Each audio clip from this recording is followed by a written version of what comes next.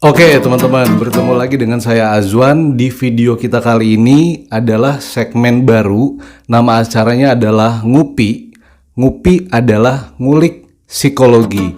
Jadi di video kali ini kita akan fokus ngomongin hal-hal tentang psikologi yang mungkin teman-teman udah pernah tahu dan pengen diperdalam, atau teman-teman belum pernah tahu sama sekali dan pengen dapetin banyak skill tentang psikologi yang pastinya keren dan bisa menunjang kehidupan kita.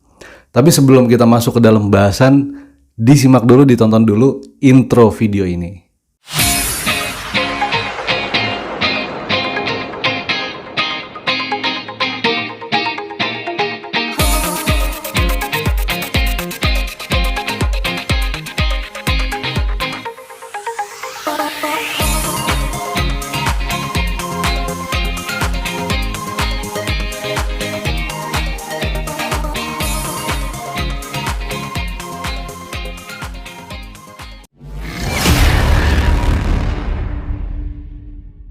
Oke teman-teman, jadi di video kali ini kita pengen ngomongin suatu hal yang pernah terjadi, bahkan sering ya, bahkan kita bisa bilang selalu terjadi di setiap kondisi dan setiap situasinya, bahkan di setiap hari ya.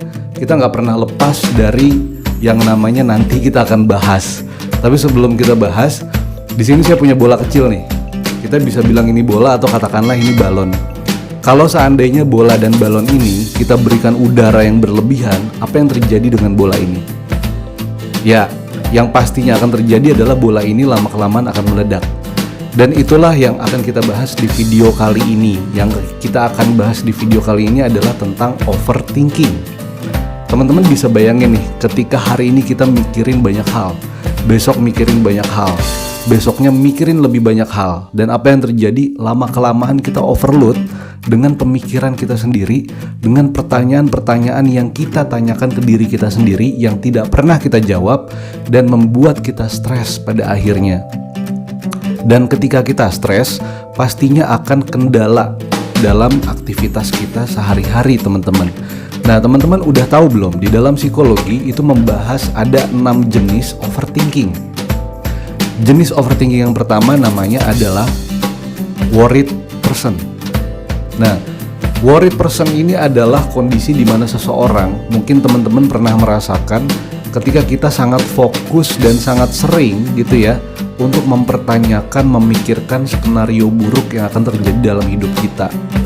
Misalnya nih teman-teman yang masih sekolah atau lagi kuliah saat ini, dapat IPK-nya misalnya 2,8, 2,9 atau 3,10 atau 3, sekian gitu ya. Di bulan kemarin IPK-nya naik gitu ya, atau di semester kemarin IPK-nya naik. Tapi ketika di semester selanjutnya IPK-nya turun. Lalu teman-teman mulai memikirkan skenario buruk yang akan terjadi ke depannya. Apakah jangan-jangan saya nggak cocok nih di fakultas ini? Apakah jangan-jangan saya nggak bisa nih kuliah di jurusan ini? Apakah jangan-jangan memang saya nggak punya passion di bidang atau di keilmuan yang saya minati saat ini? Nah itu terus yang kita pikirkan sehingga akhirnya terdampak dengan proses kuliah kita, proses pendidikan kita. Begitu juga kalau teman-teman saat ini bekerja gitu ya. Misalnya nih apa yang teman-teman lakukan saat ini ternyata tidak dihargai oleh orang lain, tidak dihargai oleh atasan, tidak dihargai oleh perusahaan gitu ya. Lalu kita mulai memikirkan banyak skenario buruk yang akan terjadi berikutnya. Apakah jangan-jangan ini tanda-tanda saya mau di PHK gitu ya? Ataukah ini tanda-tanda memang saya nggak cocok di perusahaan ini? Nah kita menerka-nerka skenario buruk yang akan terjadi berikutnya, yang padahal skenario tersebut belum tentu terjadi teman-teman. Tapi itu cukup mematikan untuk membuat kita terdemotivasi gitu ya, atau semangat kita menurun. Jenis overthinking yang kedua namanya adalah rumination. Nah, rumination di sini maksudnya adalah kondisi ketika kamu atau teman-teman atau kita ya itu terus-menerus memikirkan kejadian-kejadian yang ada pada masa lalu kita. Contoh misalnya kita saat ini sudah bekerja atau saat ini kita di bidang profesional, tapi dulu pada saat kita masih sekolah, pada saat kita masih kuliah, kita terus dibully sama teman kita. Kita sering direndahkan pada saat itu. Nah, itu membekas di dalam diri kita dan itu kita bawa di kehidupan kita saat ini. Jadi rumination ini adalah orang-orang yang belum bisa menerima masa lalu dan masa lalu itu dibawa ke kehidupan mereka saat ini gitu. Jadi bisa kita katakan mereka hidup saat ini bukan di masa sekarang, tapi di masa lalu mereka. Karena yang mereka rasakan, yang mereka pikirkan, mereka terus dibayang-bayangi oleh masa lalu mereka, yang sehingga akhirnya berdampak dengan aktivitas juga. Kita lebih cepat stres gitu ya. Contohnya, dulu kita sering dibully, dulu kita sering direndahkan, dulu kita sering dijatuhkan gitu ya. Dan sekarang ketika kita jadi sales gitu ya, kita jadi nggak pede.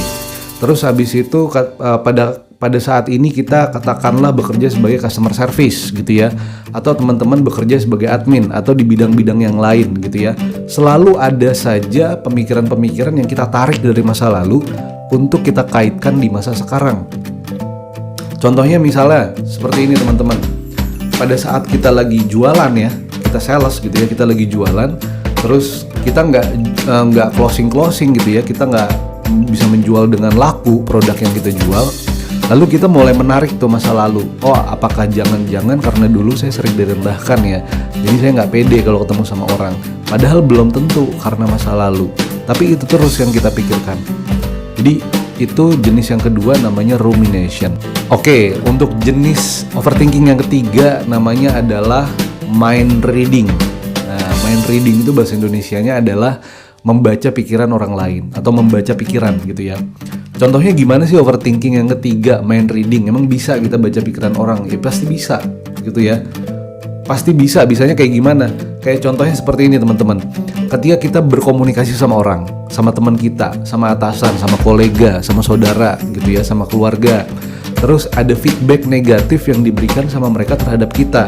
Contoh nih gitu ya, misalnya teman kita bilang sama kita nih, Wan gitu ya, saya kalau ngelihat kamu kok sering bengong ya, kenapa sih kok akhir-akhir ini sering bengong gitu ya? Apa jangan-jangan kamu emang lagi depresi ya gitu ya? Atau emang kamu lagi kurang fit ya? Dari informasi teman kita tadi gitu ya, nah itu kita tiba-tiba berasumsi terlalu berlebihan, seolah-olah kita membaca pikiran teman kita gitu ya. Kita punya kemampuan itu, terus kita berpikir, wah dia bisa bilang seperti itu, dia bilang apakah saya depresi, apakah saya stres gitu ya, apakah saya kenapa gitu ya, karena sering bengong gitu ya, apa jangan-jangan memang dia sering mata-matain saya ya, apakah jangan-jangan dia sering kepoin saya ya, apakah jangan-jangan. Nah itu terus yang kita pikirkan gitu. Jadi dimulai dengan kata apa jangan-jangan, apa jangan-jangan, apa jangan-jangan, dan itu tidak pernah terjawab satupun pertanyaannya. Sehingga akhirnya apa? Kita stres. Dan ketika kita stres, kita bertemu dengan orang tersebut, pikiran kita selalu negatif teman-teman. Dan itu pasti nggak baik. Jenis overthinking yang keempat, namanya adalah indecisiveness. Nah oke, susah ya namanya ya, indecisiveness. Jadi indecisiveness itu adalah kondisi ketika kita melakukan overthinking atau kita masuk ke dalam kondisi overthinking di mana kita sangat ragu dan selalu memikirkan hal-hal kecil yang sepele gitu ya dalam keseharian kita, dan ini bisa berdampak terhadap pengambilan keputusan. Contoh teman-teman, pada saat kita mengambil keputusan, apakah saat ini saya mau beli sayur keluar rumah atau saya beli online aja gitu ya, karena mungkin takut ya saat ini kasus corona terus naik gitu ya, pandemi terus naik dan belum tahu selesai sampai kapan. Nah terus kita ambil keputusan, oh yaudah deh saya keluar aja. Pada saat kita pengen keluar, nah muncul tuh ya overthinkingnya. Overthinking yang muncul adalah misalnya seperti ini teman-teman, nanti ketika keluar jangan-jangan kalau ketemu sama orang nanti bisa tertular gitu ya, karena kan nggak tahu ya, karena virus tidak terlihat.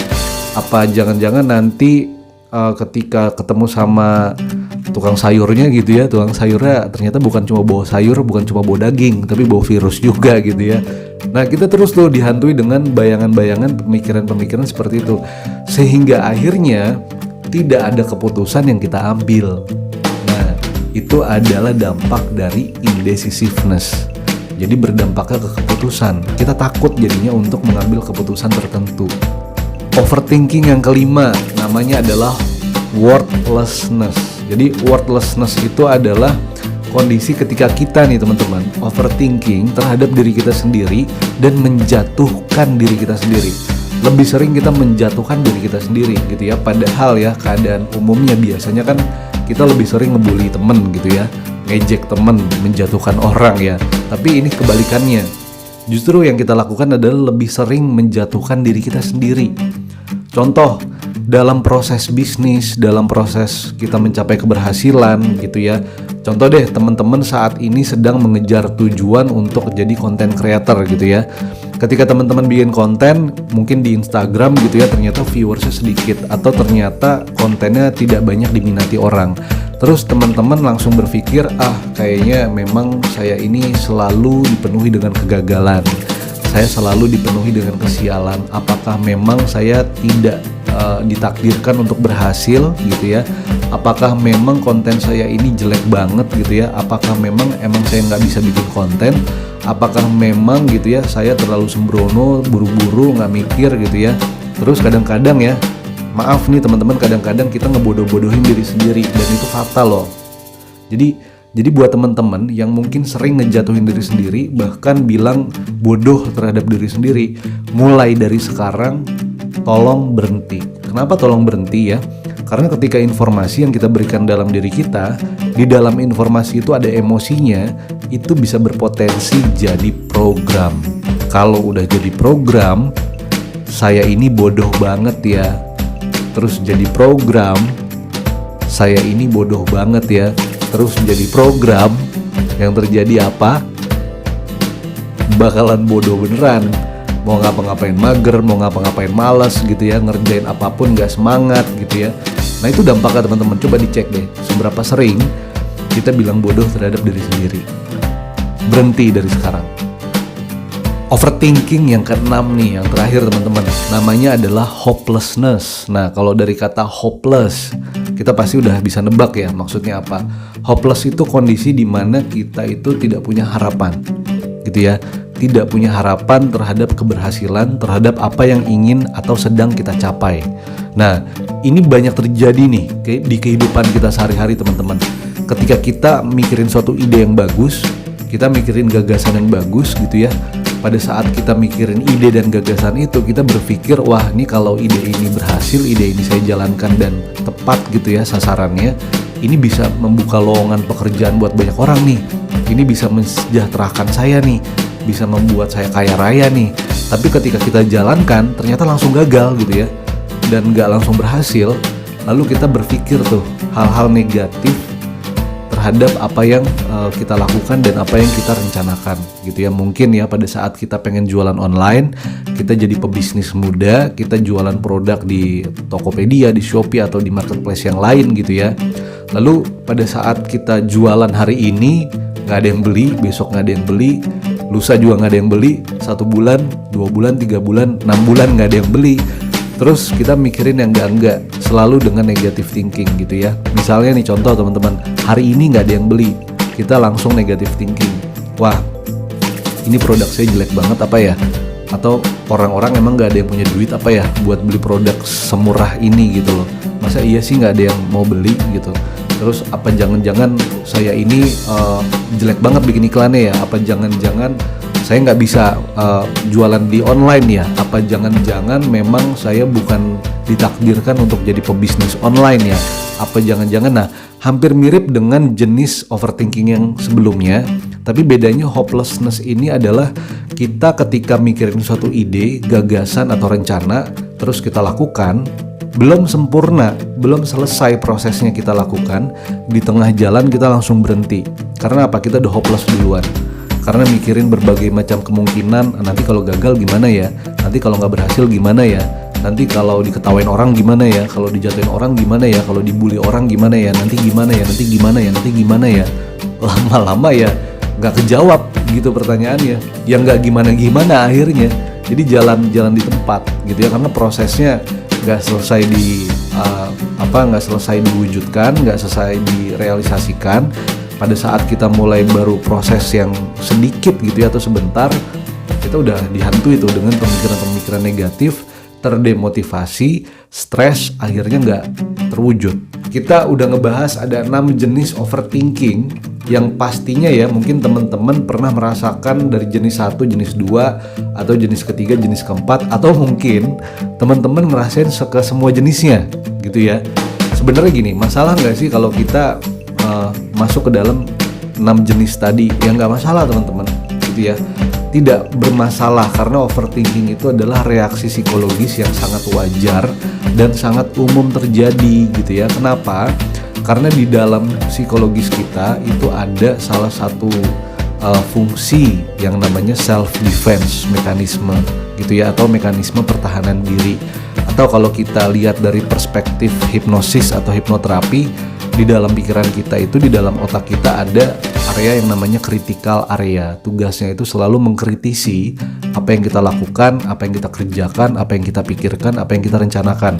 Jadi sebenarnya wajar kalau kita overthinking. Yang nggak wajar itu adalah ketika kita terlalu menikmati overthinking kita dan nggak mau sembuh dari overthinking. Gitu teman-teman ya. Padahal kita merasakan dampaknya nggak enak. Padahal kita merasakan setiap hari itu nggak termotivasi gitu ya. Terlalu berat menjalani hidup gitu ya, bebannya terlalu besar.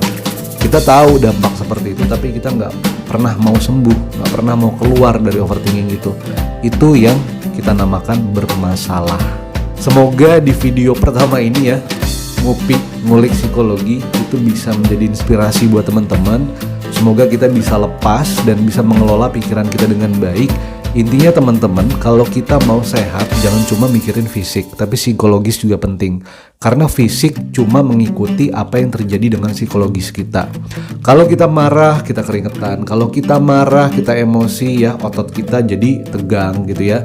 Kalau kita marah, kita emosi, kita kesal sama orang, jantung kita berdegup lebih cepat gitu ya, sehingga akhirnya keringat keluar lebih banyak.